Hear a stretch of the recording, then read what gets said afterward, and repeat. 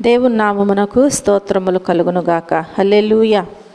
ఈరోజు రాత్రి దేవుని వాక్య భాగముగా యాకోబు పత్రిక 4వ అధ్యాయము. ఈ యాకోబు పత్రిక 4వ అధ్యాయములో 17 వచన భాగాలు రాయబడి ఉన్నవి. ఈ పత్రికలో ఈ 17 వచనాలలో ఈ పత్రికలో మనం జ్ఞాపకం చేసుకుంటే జగడాలకు పోట్లాట్లకు కారణముగా ఇక్కడ చాలా విషయాలు మనకి కనిపిస్తూ ఉంటాయి. కాబట్టి నేను ఒక్కొక్కటి మీకు వివరించి ఈ 17 వచనాల గురించి నేను మీకు తెలియచేస్తాను. మీరందరూ కూడా శ్రద్ధగా దేవుని వాక్యాన్ని వినవలసిందిగా ప్రభు పేట నేను మీ అందరికీ మనవి చేస్తున్నాను. హల్లెలూయా. మొదటగా మనం జ్ఞాపకం చేసుకుంటే మొదటి 2 వచనాలలో మనం చూస్తే జగడాలకు పోట్లాట్లకు కారణముగా మనకు కనిపిస్తుంది. మొదటి 2 వచనాలు నేను మీకు చెప్తా ఉంటాను, మీరు వినండి. మొదటి 2 వచనాలు మనం చూసినట్లయితే జగడాలకు పోట్లాట్లకు కారణము, మీలో యుద్ధములను పోరాటములను దేని నుండి కలుగుచున్నవి? మీ అవయవములలో పోరాడు మీ భోగేచ్ఛల నుండియే కదా. మీరు ఆశించుచున్నారు కానీ మీకు దొరకటలేదు. నరహత్య చేయుదురు, మచ్చరపడుదురు కానీ సంపాదించుకొనలేరు. పోట్లాడుదురు, యుద్ధము చేయుదురు కానీ దేవుని అడుగనందున మీకేమీ దొరకలేదు. ఈ 2 వచనాల్లో మనం చూస్తే ఏం చేస్తున్నారంట? నరహత్య, మత్సరాలు, పోట్లాటలు, యుద్ధాలు ఇవే జరుగుతున్నాయి కానీ దేవుని అడగనందున మీకేమీ దొరకట్లేదు అని దేవుని వాక్యం సెలవిస్తుంది. మీలో యుద్ధములు పోరాటములు దేని నుండి కలుగుచున్నవి? క్వశ్చన్ మార్క్ వేశారు ఇక్కడ. ఏం కలుగుచున్నాయి అంట? యుద్ధములు పోరాటములు దేని నుండి కలుగుచున్నవి? చూడండి, దేని నుంచి కలుగుచున్నాయి అంట? అవయములలో పోరాడు మీ భోగేచ్ఛల నుండియే కదా. అంటే మనలను బట్టి మాత్రమే ఇక్కడ ఈ యుద్ధములు పోరాటములు జరుగుచున్నవి అని దేవుని వాక్యము స్పష్టంగా మనకి తెలియజేయబడుచు ఉంటుంది. హల్లెలూయా, హల్లెలూయా. కనుక ప్రియమైన దేవుని బిడ్డలారా, ఈ రాత్రికాల సమయంలో దేవుని వాక్యాన్ని వింటున్నటువంటి మనము యుద్ధములు పోరాటములు దేని నుండి కలుగుచున్నవి అనేది ఇక్కడ మనకి తెలియచేయబడుచున్నది. దేని నుండి కలుగుచున్నవి అంటే మన అవయవాలలో భోగేచ్ఛల విషయంలోనంట పోరాటం జరుగుతూ ఉంటుందంట. మన అవయవాలలోనే దేని నిమిత్తం పోరాటం జరుగుచున్నది? భోగేచ్ఛల నుండి. అంటే భోగేచ్ఛలు అంటే ఈ లోకములో దేవుడిచ్చిన వాటితో మనం సరిపెట్టుకోక ఇంకా ఎక్కువగా, అంటే తృప్తి లేని జీవితం, సంతృప్తి లేకుండా దేవుడు మనకి ఉండటానికి ఇల్లు ఇచ్చినా కానీ ఇంకా ఇంకేదో, తినటానికి ఆహారం ఇచ్చినా ఇంకా ఏదో, అట్లా ప్రతి విషయంలో కూడా మన అవయవాలు ఏం చేస్తాయంటే ఆ భోగేచ్ఛల విషయంలో పోరాటం చేస్తూ ఉంటాయంట. హల్లెలూయా. కాబట్టి మనం ఆశిస్తున్నాము కానీ మనకు అవేవి కూడా దొరకట్లేదు. ఎందుకు దొరకట్లేదు అంటే నరహత్య చేస్తారంట. వేటి కోసం నరహత్య చేస్తారు? మనం ఏదో సంపాదించుకోవాలనుకుంటున్నాం కదా, దేవుడిచ్చిన వాటితో సంతృప్తి చెందకుండా వాటి విషయంలోనంట నరహత్య చేస్తారంట. అలాగే మచ్చరపడుతూ ఉంటారంట, కానీ వారు ఏమాత్రము కూడా సంపాదించుకోలేరు. చూడండి, పోట్లాడతారు, యుద్ధాలు చేస్తారంట. పోట్లాడుతూ ఉంటారు, వాటి విషయంలో వారికి దక్కని వాటి విషయంలో వారు ఏం చేస్తారన్నమాట, కావాలి అని యుద్ధములు చేస్తూ ఉంటారు. కానీ దేవుని వాక్యం ఏమంటుంది అంటే దేవుని అడుగునందున మీకేమీ దొరకలేదు అంటున్నారు. దేవుణ్ణి అడగనందున మనకేమీ కూడా దొరకట్లేదంట. కనుక ప్రియమైన దేవుని బిడ్డలారా, ఈ 2 వచనాలలో కూడా జగడాలకు పోట్లాట్లకు కారణముగా ఇక్కడ మనకి కనిపిస్తూ ఉంటుంది. అలాగే మనం జ్ఞాపకం చేసుకుంటే దేవుని వాక్యములో 3వ వచనాన్ని మనం చూస్తే ఇక్కడ చేస్తున్నటువంటి ప్రార్థన మనకు కనిపిస్తుంది. మీరు అడిగినను మీ భోగముల నిమిత్తము వినియోగించుటకై దురుద్దేశముతో అడుగుదురు గనుక మీకేమీ దొరకటం లేదు అంటున్నారు. అర్థమవుతుందా? దేవుని వాక్యములో ఏమని తెలియజేయబడుచున్నది? మీరు అడిగినను మీ భోగముల నిమిత్తము వినియోగించటానికే అడుగుచున్నారు కాబట్టి మీకు ఏమీ దొరకట్లేదు అంటున్నారు. ఇప్పుడు ఈ ప్రార్థన ఎలా ఉంది? దురుద్దేశముతో కూడిన ప్రార్థనలాగా ఉంది. దురుద్దేశముతో. చూడండి, ఉదాహరణకు మనం చూస్తే ఇప్పుడు ప్రస్తుత పరిస్థితి ఎలా ఉంది అంటే, ఎవరైనా కొంచెం ఆహారం పెడితే బాగుండు అన్నట్లుగా ఉంది. ఒక 10 మంది అక్కడ ఉన్నారనుకోండి, ఆహారం పెట్టే దగ్గర ఒకరికి ఆహారం దొరికినప్పుడు దానితో వారు ప్రక్కకి వెళ్ళి మరొకరికి అవకాశం ఇస్తే అది దురుద్దేశం లేనిది కదా. కానీ మరలా ఇంకోటి తనే తీసుకోవాలని వెనుకున్న వారికి ఏమీ దొరకకపోయినా వారు నెట్టేస్తూ ఉంటే అది ఎలాంటి ఆలోచన? దురుద్దేశము కదా. అందుకని ఒకానొక సమయంలో దేవుని వాక్యములు ఏమంటుంది అంటే, మన్నాను కురిపించినప్పుడు ఒక్కొక్క మనిషికి ఇంత చొప్పునే మీరు తీసుకోండి. ఎగస్ట్రా తీసుకొని ఇంట్లో పెట్టుకుంటే ఏమైపోతుంది? తెల్లారేసరికి పురుగులు పట్టేస్తుంది. కాబట్టి మీకు సరిపడా మాత్రమే తీసుకోండి అన్నా కానీ కొంతమంది విననే. అంటే అదేంటి? దురుద్దేశము. కాబట్టి దేవుని దగ్గరంట మనం ప్రార్థన చేస్తామంట, కానీ ఏం ప్రార్థన చేస్తున్నాము అంటే దురుద్దేశముతో కూడినటువంటి ప్రార్థన మనము చేస్తున్నాము. అందుకని మనము చేసినటువంటి ప్రార్థనకు దేవుణ్ణి ఏ రీతిగా మనం అడిగినా కానీ అది మన భోగముల నిమిత్తం వినియోగించటానికి అడుగుతున్నామని దేవునికి తెలుసు. నీకు లేనిది నీవు అడిగితే దేవుడు నీ ప్రార్థన ఆలకిస్తాడు. కానీ దేనికోసం వినియోగించటానికి అడుగుచున్నావు? భోగముల నిమిత్తము వినియోగించటానికి అడుగుచున్నావు. కాబట్టి దేవుని వాక్యం అంటుంది కదా, ఆ విధముగా నీవు అడిగినప్పుడు దురుద్దేశముతో అడుగుచున్నావు కాబట్టి మీకేమీ దొరకట్లేదు. ఏమీ దొరకట్లేదంటే ఏంటి చెప్పాలి? ఏమీ దొరకట్లేదంటే దేవుడు ఇవ్వట్లేదు కదా. దేవుడు ఇవ్వట్లేదు కనుక ప్రియమైన దేవుని బిడ్డలారా, మనం జ్ఞాపకం చేసుకున్నట్లయితే రూతు దురుద్దేశము లేకుండా ఆమె ఉంది కాబట్టి బోయాజు పనివారితో సెలవిస్తున్నారు, మీరు పనుల దగ్గర గుప్పిళ్ళు వదిలిపెట్టండి ఆమె కోసం. ఒకవేళ తను అవకాశం వచ్చిందని ఏదైనా చిన్న దొంగతనంలాగా ఆ పనుల్లోది పరిగివేరు పనులు వేరు కదా. పరిగివేరుకోమని అవకాశం ఇచ్చారని పనుల్లో కూడా కొంచెం ఏమైనా తీసుకుంటే ఆ విధమైనటువంటి ఆశీర్వాదం ఆమెకు దక్కేది. కానీ ఏ దురుద్దేశము లేకుండా ఏదైతే చేయమన్నారో అదే చేసింది కాబట్టి అక్కడ ఉన్నటువంటి బోయాజుకు మంచి మనసు కలిగి పనుల దగ్గర విడిచిపెట్టమని మరీ పనివారికి సెలవిచ్చారు. హల్లెలూయా. కాబట్టి మనం ప్రార్థించేటప్పుడు మనకు కొదువుగా ఉన్న దాని విషయంలో, మనకు లేని దాని విషయంలో, మరొకరి అవసరత విషయంలో మనం ప్రార్థన చేయాలి. కానీ ఈరోజు తినటానికి ఆహారం ఉంది కానీ ఏదో నువ్వు ఆశించింది లేదని చెప్పి ప్రార్థన చేస్తే అది దురుద్దేశం అయిపోతుంది. కాబట్టి అలాంటివి ఏది అడిగినా కానీ దేవుడు ఇవ్వరంట. కాబట్టి ఈ ప్రార్థన ఎలాంటి ప్రార్థన అంటే దురుద్దేశముతో కూడినటువంటి ప్రార్థన. కనుక ప్రియమైన దేవుని బిడ్డలారా, ఆ ప్రార్థన ఎవరు ఆలకించరు?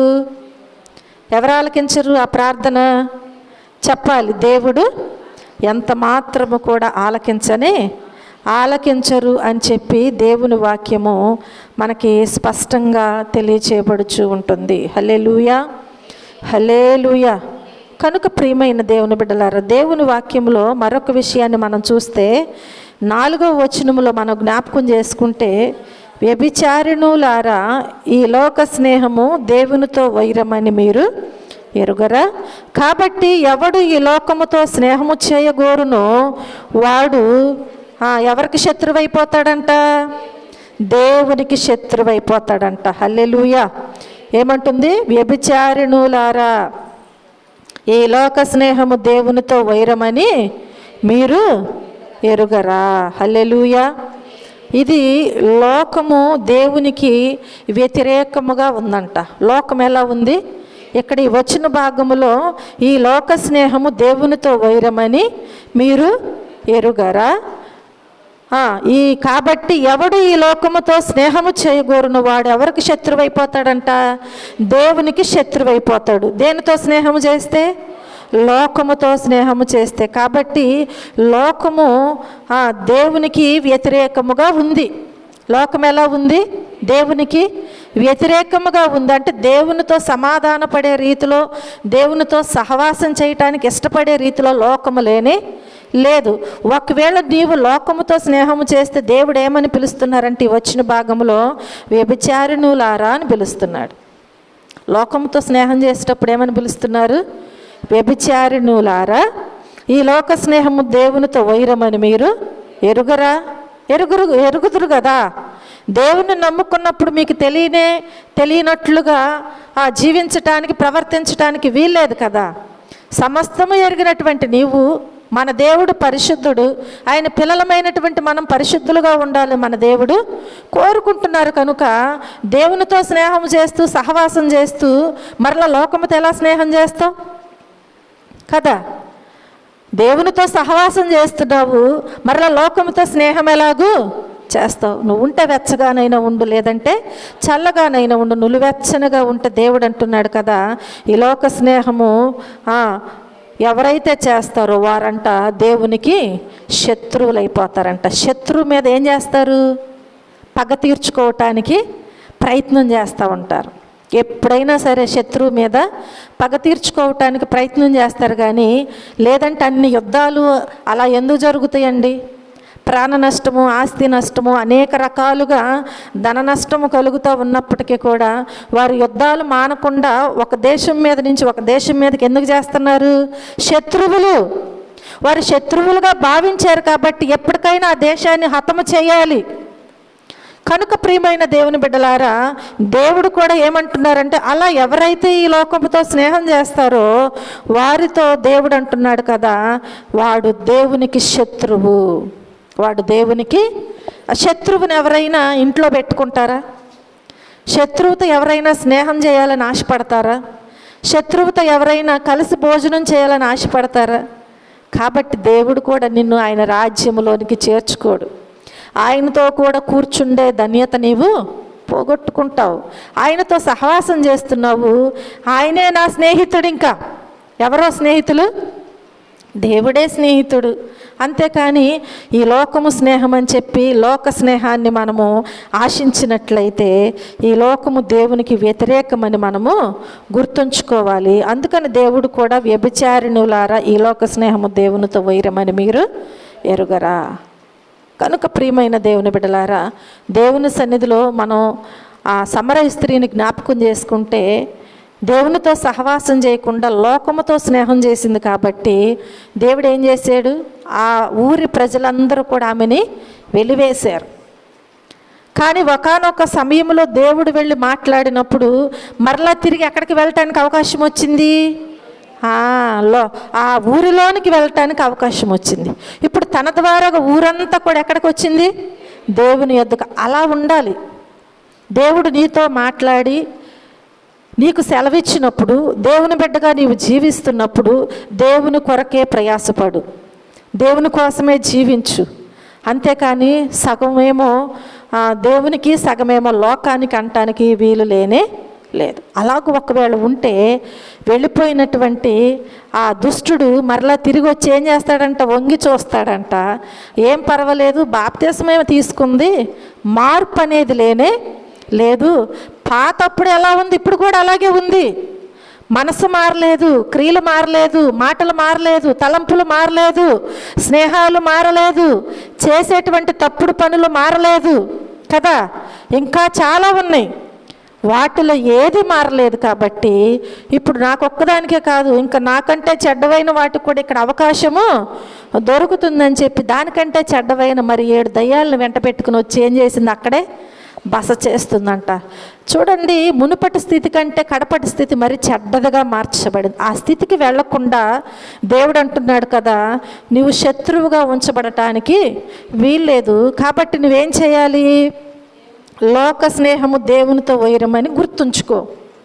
గుర్తుపెట్టుకుని దేవునితో సరి అయిన సహవాసం చేయటానికి నీవు ప్రయత్నం చేయాలి అని ప్రభు పేట నేను మీకు మనవి చేస్తూ ఉంటున్నాను. దేవుని వాక్యము మనతో రీతిగా మాట్లాడుచూ ఉంటుంది. హల్లెలూయా. మరొక విషయాన్ని మనం చూస్తే 5వ వచనం నుంచి 7వ వచనం వరకు మనం చూస్తే, ఆయన మనయందు నివసింపజేసిన ఆత్మ మత్సరపడునంతగా అపేక్షించున అను లేఖనము చెప్పునది వ్యర్థమని అనుకొనుచున్నారా? కాదు గాని ఆయన ఎక్కువ కృపనిచ్చును. అందుచేత దేవుడు అహంకారులను ఎదిరించి దీనులకు కృప అనుగ్రహించును అని లేఖనము చెప్పుచున్నది. కాబట్టి దేవునికి లోబడి ఉండుడి, అపవాదిని ఎదురించుడి, అప్పుడు వాడు మీ వద్ద నుండి పారిపోవును. హల్లెలూయా, హల్లెలూయా. చూడండి, ఇక్కడ దేవునికి లోబడి ఉండే విషయాలు ఇక్కడ మనకు బయలుపరచబడుతున్నాయి. ఎవరికి లోబడి ఉండాలంట? ఒక స్త్రీ తన భర్తకు ఎలా లోబడి ఉంటుందో, ఒక పురుషుడు తన భార్య యందు ఎలా ప్రేమ కలిగి ఉండాలని వాక్యం సెలవిస్తుందో, అలాగనే ఆ సంఘము కూడా క్రీస్తుకు ఎలా లోబడి ఉండాలని సెలవిస్తుందో, ఇక్కడ దేవుని వాక్యము కూడా దేవునికి లోబడి ఉండాలి అని సెలవిస్తుంది. ఎవరు? దేవుని పిల్లలైన ప్రతి ఒక్కరూ కూడా ఎవరికి లోబడి ఉండాలి? నీ పిల్లలు నీకు లోబడకపోతే నీకు ఎంత బాధ వేస్తుంది కదా. పిల్లలు నీ మాట వినట్లేదు, నువ్వు చెప్పినట్లుగా వారు ప్రవర్తించట్లా, నువ్వు చెప్పినట్లుగా వారు జీవించట్లా.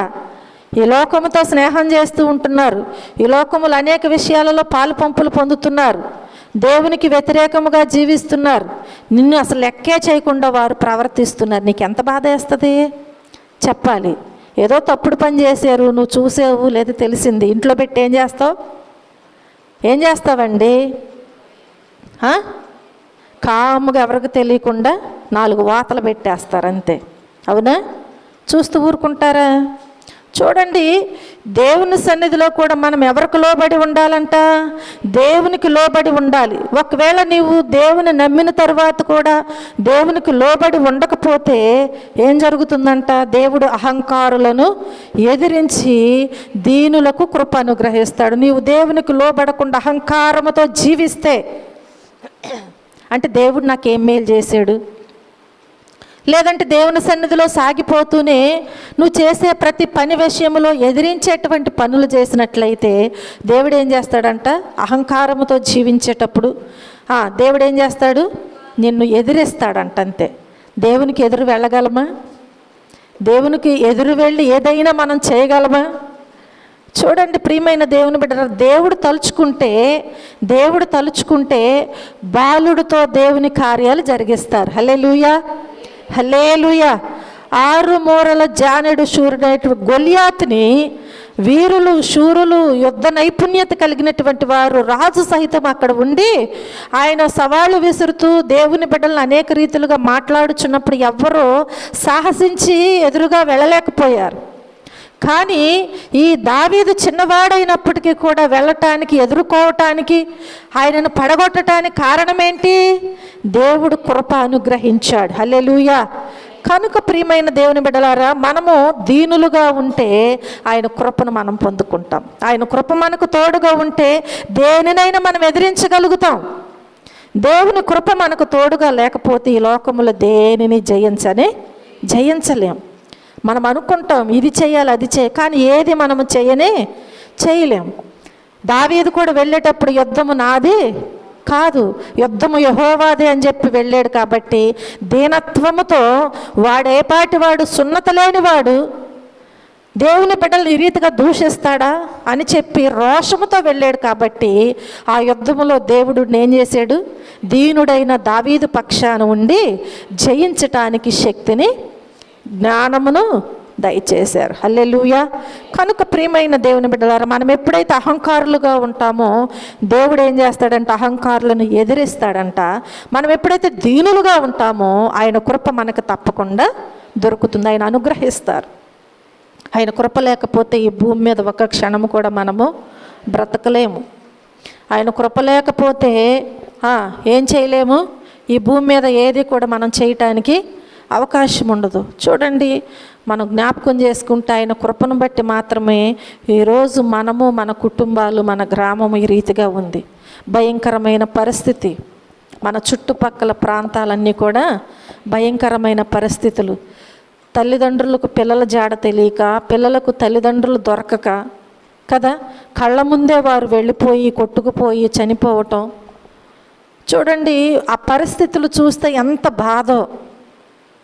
వాటిని చూడలేనటువంటి విషయాలు, వినలేనటువంటి విషయాలు. ఈరోజు మనం ఇలా ఉన్నాము అంటే దేవుని అంటే నువ్వు దీనులుగా ఉన్నామని, మనం ఏదో దీనత్వము కలిగి ఉన్నామని కానే కాదు. ఒక అవకాశం ఇస్తాడు దేవుడు. ఎవరికైనా దేవుడు ఒక అవకాశం ఇస్తాడు మార్పు చెందటానికి, దీనులుగా ఉండటానికి. హల్లెలూయా. కాబట్టి ప్రతి ఒక్కరము కూడా ఎలా ఉండాలి అంటే దేవునికి లోబడే వారిగా ఉండాలి, దీనులుగా మనము జీవించాలి. నువ్వు ఎప్పుడైతే దేవునికి లోబడతావో తప్పకుండా నీలోనికి ఆయన దీనుడు కాబట్టి ఆ మనసు నీకు వచ్చేస్తుంది. అంతే. దేవునికి లోబడి ఎప్పుడైతే జీవిస్తావో ఆ దీనత్వము నీలోనికి వస్తుంది. వెంటనే దేవుడిచ్చినటువంటి కృప ద్వారాగా అపవాదిని ఎదిరించడానికి దేవుడు సహాయం చేస్తాడు. అపవాది అనేక రీతులుగా మన మీద దాడి చేయటానికి దాని బలమును, శక్తిని, జ్ఞానమును ప్రయోగిస్తూ ఉంటుంది. ఏ రీతిగా వీరిని నాశనం చేయాలని చూస్తూ ఉంటుంది అపవాది. కాబట్టి దేవుని వాక్యం ఏమంటుంది అంటే దేవునికి లోబడి ఉండుడి, అపవాదిని ఎదిరించుడి, అప్పుడు వాడు మీ వద్ద నుండి పారిపోవును. దేవునికి లోబడకుండా, దేవుని కృప పొందుకోకుండా అపవాదిని ఎదిరించలేము. వాడు మన వద్ద నుంచి పారిపోలేడు. వాడు మన దగ్గరే ఉన్నాడు అంటే మనకు క్షేమం అనేది ఉండదు. కనుక దేవునికి లోబడి ఉండండి అని ఈ వచ్చిన భాగాలలో ప్రభువు మనతో స్పష్టంగా మాట్లాడుచూ ఉంటున్నారు. హల్లెలూయా. చూడండి, 7వ వచనానికి వచ్చేసరికి దేవుని వాక్యం అంటుంది కదా, కాబట్టి దేవునికి లోబడి ఉండుడి, అపవాదిని ఎదిరించుడి, అప్పుడు వాడు మీ వద్ద నుండి పారిపోవును. హల్లెలూయా. సైతాను పారిపోయేలా చేసే విధానం అన్నమాట ఇది. అపవాది పారిపోయేలా చేసే విధానము ఏంటి అంటే దేవునికి లోబడి ఉండి అపవాదిని మనము ఎదిరించాలి. అప్పుడు వాడు మన యొద్ద నుంచి ఏం చేస్తాడు? పారిపోవును. హల్లెలూయా. చూడండి, 8వ వచనం నుంచి 10వ వచనం వరకు మనం చూస్తే, దేవుని యొద్దకు రండి, అప్పుడాయన మీ యొద్దకు వచ్చును.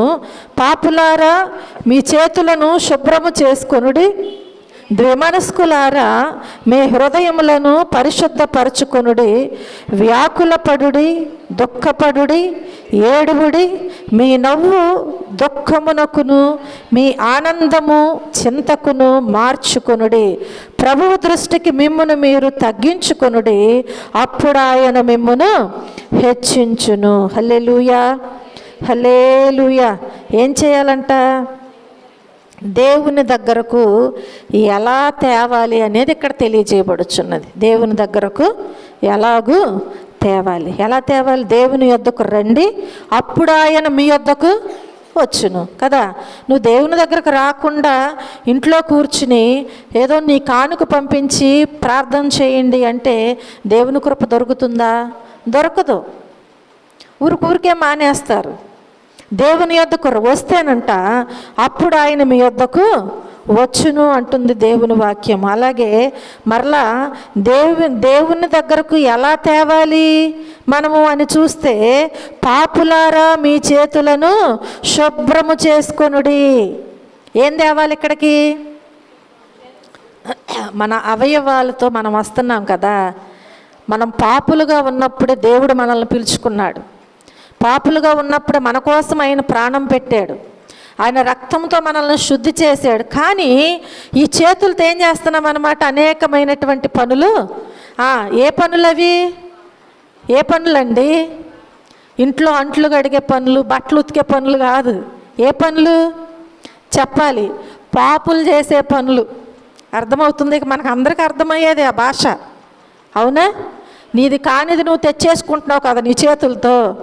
నీది కానిది తెచ్చుకుని నీ ఇంట్లో భద్రపరుచుకుంటున్నావు. అది నీకు కనపడినప్పుడు, నీ ఇంట్లో నీ తిరిగేటప్పుడు ఇది నీది కాదు కదా.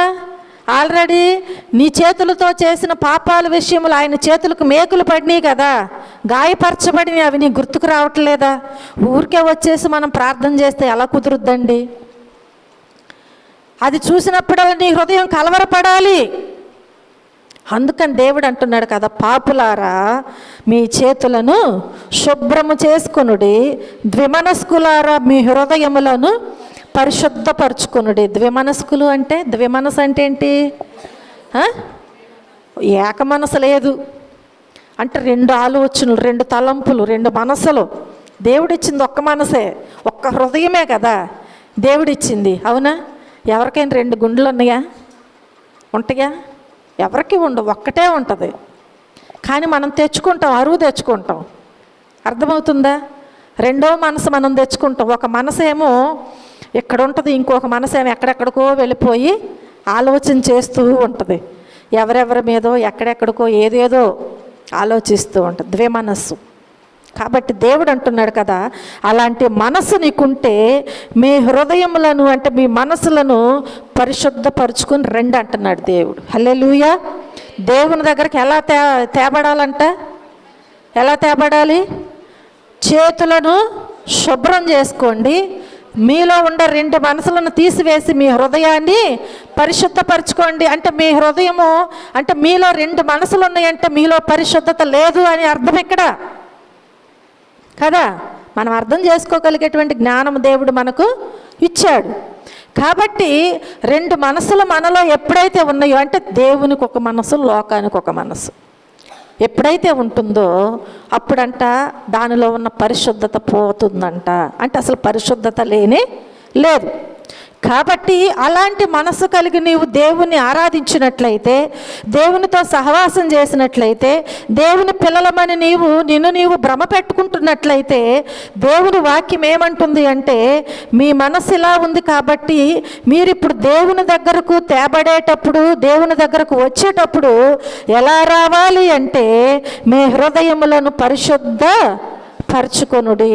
అప్పుడే మీ హృదయంలోనికి ఎప్పుడైతే నీవు పరిశుద్ధపరచుకుని ఏక మనసుతో దేవుని దగ్గరకు వస్తావు, ఆయనతో మలినమైపోతావు, ఏకమైపోతావు. అప్పుడు ఆయన మాట నీలోకి వెళుతుంది. దేవుని యొక్క వాక్యం ఎక్కడికి వెళుతుంది? ఆ హృదయంలోనికి వెళుతుంది. అప్పుడే అది పనిచేస్తుంది. అవునా? అవునా కాదండి? అప్పుడే ఆ మెడిసిన్ అనేది, ఆ వాక్యం అనేది పనిచేస్తూ ఉంటుంది. అప్పుడు నువ్వు ఎలా జీవించాలి, ఎలా నడుచుకోవాలి, ఎలా ప్రవర్తించాలి అనేది నీకు అర్థమవుతూ ఉంటుంది. హల్లెలూయా.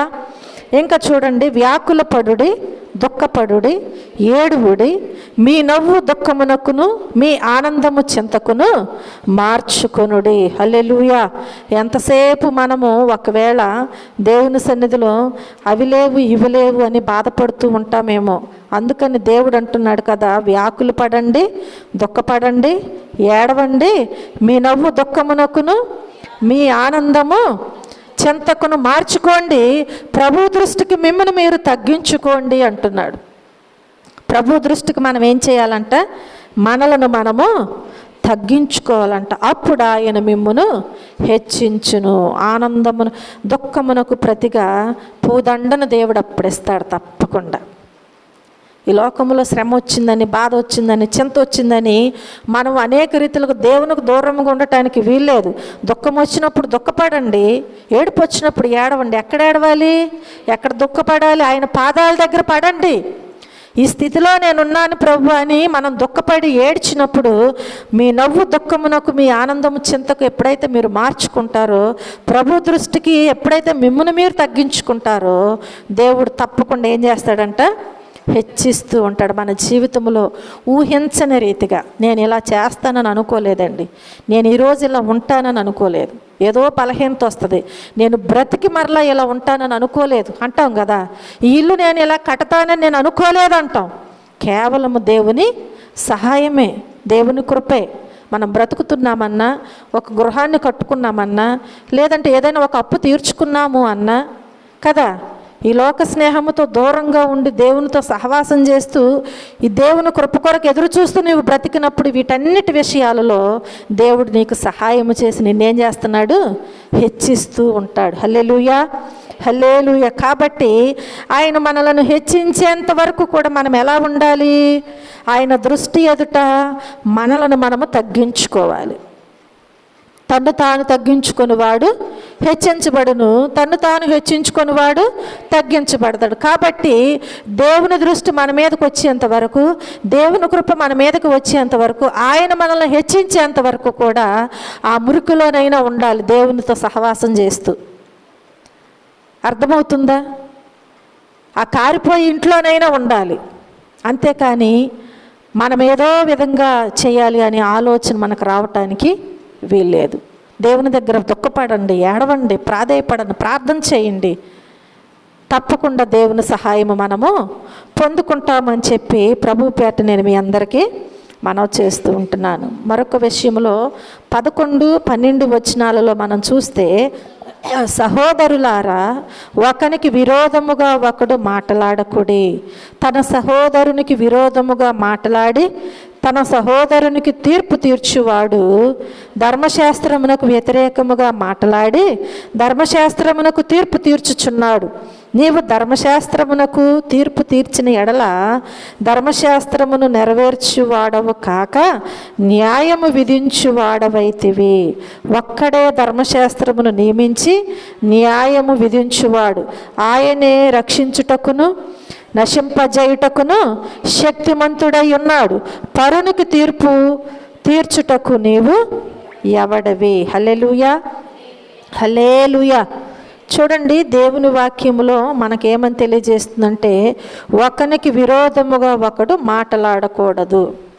అర్థమవుతుందా? నీకు ఇష్టమైతే మాట్లాడు, లేదంటే లేదు, అంతే. నీకు సహవాసం చేయాలి, స్నేహం చేయాలి, కలిసి ఉండాలి అంటే ఉండు, లేదంటే మానేసే.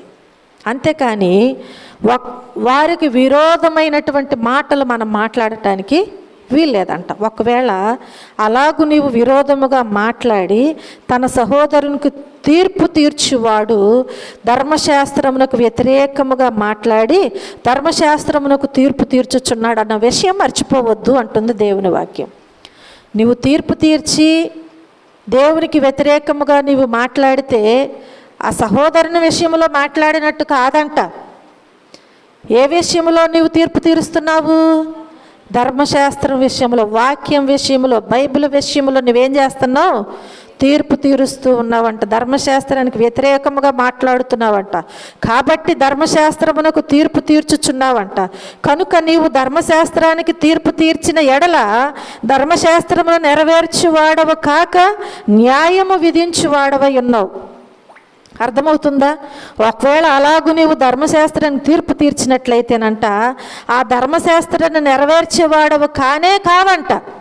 యేసుప్రభువే సెలవిస్తున్నారు, ధర్మశాస్త్రమును నెరవేర్చటానికి వచ్చాను కానీ దానిలో సున్నైనను పొల్లైనను తప్పిపోవటానికి వీల్లేదు, దానిని తీసివేయటానికి నేను రాలేదు అన్నాడు. మరి మనం ఎంతటి వారం అసలు కదా? కాబట్టి ఒకవేళ నీవు అలాగూ తీర్పు తీర్చి ఆ ధర్మశాస్త్రమునకు తీర్పు తీర్చినట్లయితే నీవు ధర్మశాస్త్రాన్ని నెరవేర్చువాడవు కానే కావంట. అలాగూ కాక న్యాయము విధించువాడవైతివి. న్యాయము విధించువాడవైతివి అంటే నువ్వు ఒక తీర్పరగా ఉంటున్నావంట. నీకు ఎవరిచ్చారో ఈ అధికారము కదా? ఈ లోకములో దేవుని వాక్యం అంటుంది కదా, మనుషుల సహాయం వ్యర్థము అంటుంది. రాజులను నమ్ముకోవద్దు, వారిని ఆశ్రయించవద్దు అంటుంది. ఒకవేళ నీ దగ్గరికి ఎవరైనా వచ్చినప్పుడు నువ్వు న్యాయము చేయగలిగితే మాట్లాడు, లేదంటే లేదు. అసలు తీర్పరగా ఉండటానికి నీకు అవకాశం ఇవ్వలేదంట దేవుడు. దేవుడు ఏమి ఇవ్వలేదు? తీర్పరగా ఉండటానికి అవకాశం ఇవ్వలేదు. అందుకని దేవుని వాక్యం ఏమంటుంది ఇక్కడ? ఒక్కడే ధర్మశాస్త్రమును నియమించి న్యాయము విధించువాడు ఒక్కడే. ఎవరు? మన ప్రభువు అయిన యేసుక్రీస్తు. ఆయనే అంటున్నాడు, అసలు నా చేతుల్లో కూడా ఏమి లేదు అంటున్నాడు. అంత అధికారం అంతా ఇచ్చినా కానీ ఆయన తండ్రి తన్ను తాను తగ్గించుకుని అంటున్నాడు కదా, నా చేతుల్లో ఏమీ లేదు అంటున్నాడు. కానీ మనమైతే నా దగ్గరికే వచ్చారు కదా అని చెప్పి, అవునా, భార్య భర్తలనైనా విడదీసేస్తాం, కుటుంబాన్నైనా విచ్ఛిన్నం చేసేస్తూ ఉంటాం. ఎందుకని? నువ్వేదో న్యాయం చేస్తావని నీ దగ్గరకు వస్తే ఎవరికి చెప్పే వాళ్ళకి చెప్పి వారిని విడదీయటానికి చూసేవారు చాలామంది ఉన్నారు. చూడండి ప్రియమైన దేవుని బిడ్డలారా, వాక్యములు అంటుంది కదా, ధర్మశాస్త్రమును నియమించి న్యాయము విధించువాడు ఆయనే రక్షించుటకును నశింపచేయుటకును శక్తిమంతుడై ఉన్నాడు. హల్లెలూయా, హల్లెలూయా. చూడండి ప్రియమైన దేవుని బిడ్డలారా, ఆయన ఒక్కడే ధర్మశాస్త్రము నియమించిన వాడు ఒక్కడే, న్యాయము విధించువాడు కూడా ఆయనే రక్షిస్తాడంట, ఆయనే ఆ శక్తి ఆయనకు ఒక్కడికే ఉంది. కాబట్టి పరునికి తీర్పు తీర్చుటకు అసలు నీవెవడవి? ఎవరు మాట్లాడుచున్నారు కదా? అసలు నువ్వెవడివి? నేనెవరినండి అసలు ఒకరికి తీర్పు తీర్చడానికి? నా జ్ఞానం సరిపోతుందా? చాలదు. కాబట్టి తీర్పు దేవుడు తీర్చాలి కనుక నీ చేతనైతే వారి కోసం ప్రార్థన చేయి, వారిని కలిసి ఉండటానికి సహాయం చేయి, న్యాయం చేయటానికి సహాయం చేయి. అంతేకాని తీర్పు తీర్చటానికి వీల్లేదు. ఈ లోకంలో కోర్టుకి వెళ్తేనే సరి అయిన తీర్పు అనేది రావట్లేదు. అవునా? డబ్బును బట్టి, వెనకున్నటువంటి పలుకుబడిని బట్టి తీర్పులు వస్తూ ఉంటున్నాయి. ఎన్ని అఘాయిత్యాలు చూస్తున్నాం మనం. ఎంతగా పోరాడినప్పటికీ కూడా అది ఏమాత్రం కూడా న్యాయము చేకూర్చడానికి అవకాశం ఉండట్లేదు. వారికంటే గొప్పవారిమా? అక్కడ పెద్ద పెద్ద లాయర్లని, వాళ్ళని వీళ్ళని బాగా అనుభవం కలిగిన వారు ఎదిరించి సిబిఐ వారని వీరని ఎన్ని ప్రయత్నాలు చేసినా అవన్నీ ఏమైపోతున్నాయి? సాక్ష్యాలు తారుమారైపోతున్నాయి. ఏంటి అంటే వెనుకున్నటువంటి బలము అలాంటిది. కాబట్టి ఈ లోకంలో ఎక్కడ కూడా న్యాయమైనటువంటి తీర్పు అనేది లేదు. ఎక్కడుందంటే దేవుని దగ్గర మాత్రమే. కాబట్టి మనకు చేతనైనంత వరకు కూడా దేవుని దగ్గర పెట్టి ప్రార్థన చేయి, ప్రభువా నీవి సహాయము చెయ్యయ్యా. మనం చేసేది అదే. అంతేగాని మనం తీర్పు తీర్చడానికి మనకి అవకాశము లేదు అని చెప్పి దేవుని వాక్యము మనకి స్పష్టంగా తెలియచేస్తుంది. తీర్పు తీర్చడానికి ఎన్నడూ కూడా ప్రయత్నించకండి. ఎవరైనా సరే తీర్పు తీర్చడానికి ఎవరూ కూడా ప్రయత్నించకండి. అలాగే మరొక వచనాల్లో మనం చూస్తే రేపటిని గురించి ఆలోచించవద్దు. 13 నుంచి మనం జ్ఞాపకం చేసుకుంటే దేవుని వాక్యములో మనం చూస్తే 13వ వచనం నుంచి చూస్తే, నేడైనను రేపైనను ఒకానొక పట్టణమునకు వెళ్ళి అక్కడ 1 సంవత్సరం ఉండి వ్యాపారము చేసి లాభము సంపాదింతము రండని చెప్పుకొని వారలారా, రేపేమి సంభవించునో మీకు తెలియదు. మీ జీవమేపాటిది? మీరు కొంతసేపు కనబడి అంతలో మాయమైపోవు ఆవిరి వంటి వారే. కనుక ప్రభు చిత్తమైతే మనము బ్రతికి ఉండి ఇది అది చేతమని చెప్పుకొనవలెను. ఇప్పుడైతే మీరు మీ డంబముల యందు అతిశయపడుచున్నారు. ఇట్టి అతిశయమంతయు చెడ్డది. కాబట్టి మేలైనది చేయనెరిగియు అలాగూ చేయని వానికి పాపము కలుగును. హల్లెలూయా. మనం ఏం చేయకూడదంట? రేపటిని గురించి ఆలోచించకూడదంట. మనం ఏం చేయకూడదు? రేపటిని గురించి ఆలోచించకూడదంట. అలా ఆలోచించటానికి వీల్లేదు అని చెప్పి దేవుని వాక్యము ఈరోజు మనతో స్పష్టంగా మాట్లాడుచున్నది. ఏంటి ఆ విషయము?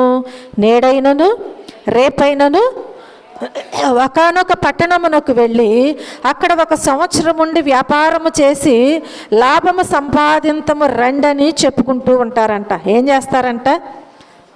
అక్కడ 1 సంవత్సరం ఉండి లాభము సంపాదింతము రండి అని చెప్పుకుంటూ ఉంటారంట. కాబట్టి వారితో ఏమంటున్నారంటే, రేపేమి సంభవించునో మీకు తెలియదు, మీ జీవం ఏపాటిది అంటున్నారు. ఎక్కడికో వెళ్ళి లాభం సంపాదించుకుందాము అని అనుకుంటే అసలు రేపేమి సంభవిస్తుందో మీకు తెలియదు కదా. అసలు మీ జీవము ఏపాటిది కదా. ఒక ఫ్యామిలీ, ఒక కుటుంబం కనిపిస్తుంది మనకి. ఎవరు? నయోమి కుటుంబము. అవునా? బెత్లెహేములో కరువు వచ్చిందని చెప్పి ఏం చేసింది? తన భర్తను తీసుకుని 2 కుమారులను తీసుకుని మోయాబు దేశానికి వెళ్ళింది. ఎందుకు వెళ్ళింది? అక్కడేదో సంపాదించుకుందామని వెళ్ళింది. చూడండి, దేవుడేమంటున్నారు అంటే, ఒకవేళ మీరు అలాగూ అనుకుంటున్నారేమో, అలాగూ చెప్పుకుంటున్నారేమో, అలాగూ చెప్పుకొని వారలారా రేపేమి సంభవించునో మీకు తెలియదు. ఎందుకంటే అసలు మీ జీవము ఏ పాటిది? మీరు కొంతసేపు కనబడి అంతలో మాయమైపోవు ఆవిరి వంటి వారే.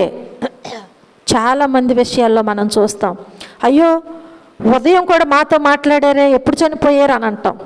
అవునా? విచిత్రంగా ఉంటుంది. కాబట్టి మనం జ్ఞాపకం చేసుకుంటే నయోమి కూడా అలాగే ఏదో సంపాదించుకుందామని వెళ్ళింది. ఆ సంపాదించుకునే దానికంటే కూడా ఆమె ఎలాగూ మార్చబడిందంటే మోడుబారిన జీవితంగా మార్చబడింది. తన ఆలోచనను బట్టి, తను వెళ్ళిన విధానమును బట్టి దేవుడేమన్నాడు? రేపేమి సంభవించును, నువ్వు ఎక్కడున్నావో అక్కడే ప్రయాసపడు, రేపటి సంగతి గురించి ఆలోచించవద్దు. దేవుని కృప ఉంటే, దేవుని దయ ఉంటే రేపు జరగలవలసింది రేపు జరుగుద్దంతే. ఈరోజు కంటే రేపు గొప్పగా ఉంటుందేమో, ఎవరని చెప్పలేం కదా.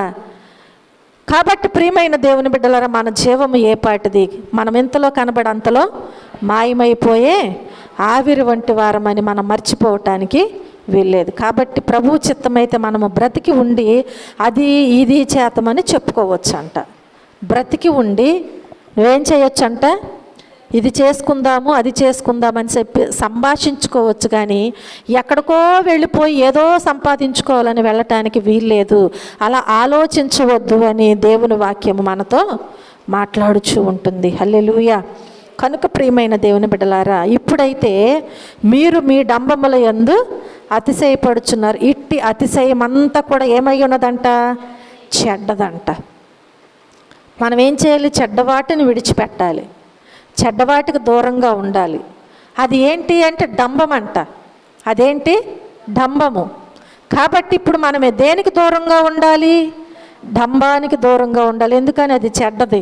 అది ఎప్పుడు మనల్ని నశింప చేస్తుందో మనకి అప్పుడే. ఒకవేళ మొలక చెట్టు ఎక్కిస్తే ఏమవుతుంది? మొలక చెట్టు ఎక్కిస్తే ఏమవుతుందండి?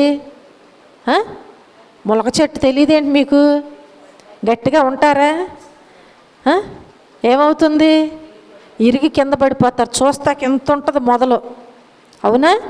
కొమ్మ ఎంతలా ఉండొచ్చు, కానీ డంబం. కాబట్టి ఈ లోకములోనంట మనం ఎలా ఉండకూడదంట? అతిశయపడకూడదంట. మీ డంబముల యందు మీరు అతిశయపడవద్దు. ఈ అతిశయమంతా చెడ్డది. అంటే ప్రతి విషయంలో అతిశయపడుతూ ఉంటారు.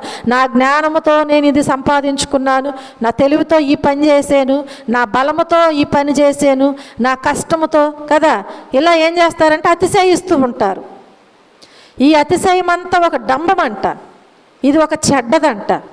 కాబట్టి చెడ్డ జీవితాన్ని మనం విడిచిపెట్టాలి. మనం ఏం చేయాలి? చెడ్డదానిని విడిచిపెట్టాలి. విడిచిపెట్టి దేవుని వాక్యం ఏమంటుంది అంటే, మేలైనది చేయనెరిగియు అలాగు చేయని వానికి పాపము కలుగును అంటుంది. అంటే మేలు చేయాలని నీకు అనిపించింది అనుకో, నువ్వేం చేయాలంట? చెయ్యి.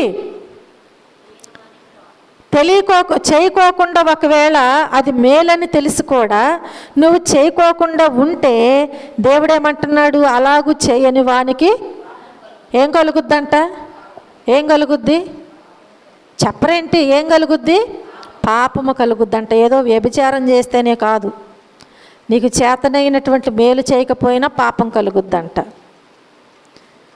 అయ్యో నాకెందుకులే అనుకుంటా పక్కన ఏదో పడిపోయి ఉన్నవారు లేపకుండా వెళ్ళిపోతే పాపమే.